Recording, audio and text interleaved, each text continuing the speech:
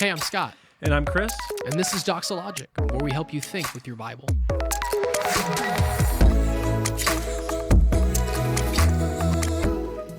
The first question reads like this. If God created all things, did he create evil?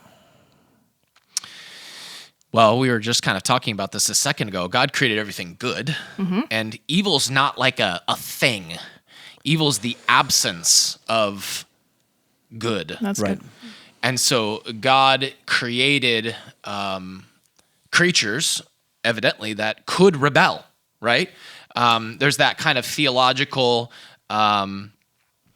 able not to sin, not able not to sin, right, is now the Right. situation. So able not to sin was Adam and Eve and their situation. Now, with the curse and original sin, we live in a situation where we're not able not to sin, right? And so the dynamic of, how God created everything, good in the beginning, evil is the absence of good. And so when you have creatures that engage in the absence of the opposite of good, you have the ability for evil, but it's not a thing, an entity that God created. Yeah, it's not like he the Genesis 1 and 2 leave something out that they didn't. It didn't say in there, but he created evil, but he obviously did. No, he created everything, like you said, everything good. You think about. It just sort of escaped my mind. How did that just happen?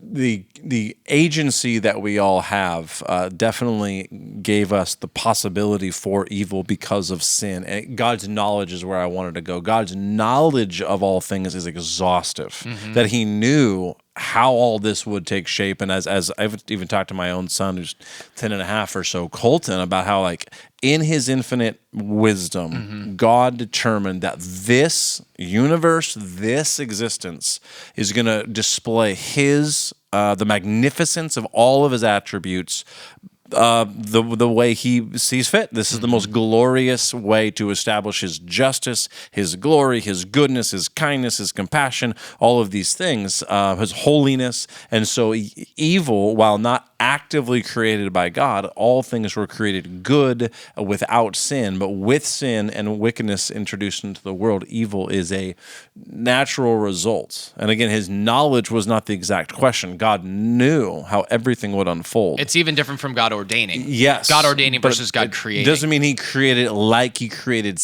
like he spoke. Yeah. Light and separated light from dark. He spoke and the mountains and the oceans and then humanity and he the spoke animals. and then evil was there. Exactly. Yeah. That as long as we understand that, now it gets quite philosophical at some point, and for good reason, because it's a heady thought. But it's we can also stick to what is revealed and know that with confidence he did not create evil in that sense of the word, especially, but just didn't put that in the Bible anywhere, and we're left to figure it all out. It's the privation or the absence of good that is what defines what is evil, and what is good.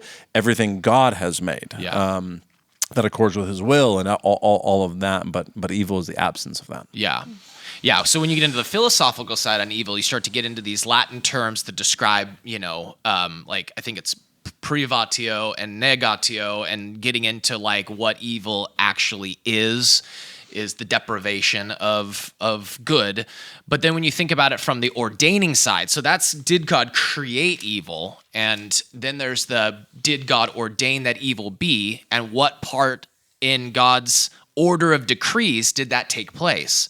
So there's another completely different conversation to have, where you would get into the battle with some bigger terms of supralapsarianism versus infralapsarianism, and the idea of, in the order of God's decrees in eternity past, did he decree the fall first and then establish a plan of salvation? That's infralapsarianism. Or supralapsarianism, did he create a plan in which he was going to bring glory to himself through the salvation of sinners, and then ordain that the fall and evil be be, et part cetera, of that, et cetera. Like a chicken and the egg thing. Yeah, and this is in the order of God's decrees, and so there's a conversation that would take place during that over that subject, but that's about decrees. That's not about God creating evil. Yeah. It's Right. about where does that fall within God's established order of decrees, if you could say it like that.